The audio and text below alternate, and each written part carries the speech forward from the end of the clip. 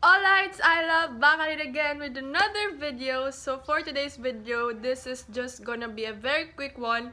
Since i-unbox ko lang tong selfie ring light na nabanggit ko dun sa Shopee haul ko. Actually, kanina ko lang yun film. And ayan, panibagong video naman. So ayan, hindi ko pa siya na-unbox. So i-unbox ko siya with you guys. And let's start. Okay guys, simulan natin yung unboxing nitong selfie ring light. Ayan, it comes with the box, white box. And, ipupush mo siya yatang ganyan. Ayan, tama. Ipupush mo siyang ganon. Then, another box. And then, ayan, bubuksan natin siya. White yung in-order ko, so hopefully white. Ayan, okay, white siya. Thankfully, kasi minsan, kapag umorder ka ng white, black yung dadating na ibang color. So, buti na lang white yung dumating.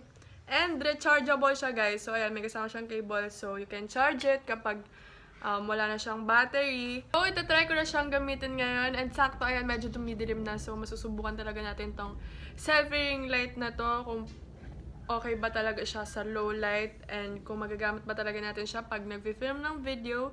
So, ayan, gagamit ako netong lumang phone. Ayan, i-clip mo siyang ganyan sa phone mo. And then, meron siyang button na yan. Ayan, and pupindutin mo kapag o-open mo siya and pagpapatayin mo rin siya, ayan din yung pipindutin mo.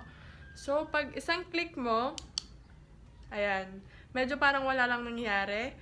Pero the second, ayan, mas bright na siya, mas strong na yung light niya. And third, ayan, I guess this is the brightest light na tong selfie ring light na to. And sa fourth na pindot mo dun sa button is mamamatay na siya.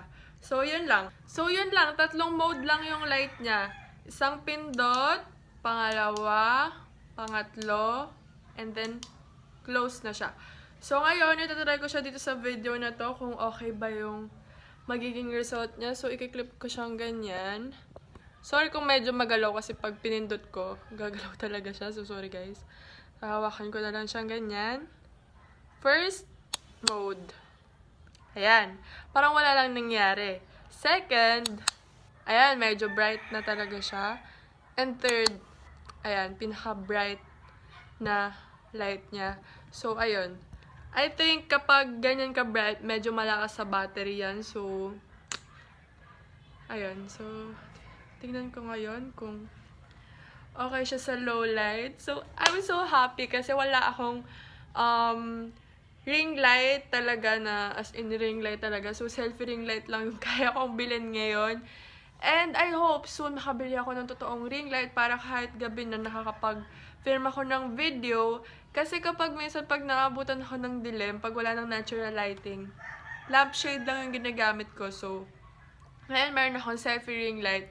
Mas makakatulong siya sa pag-film ko ng videos, especially kapag lalabas ako and madilim.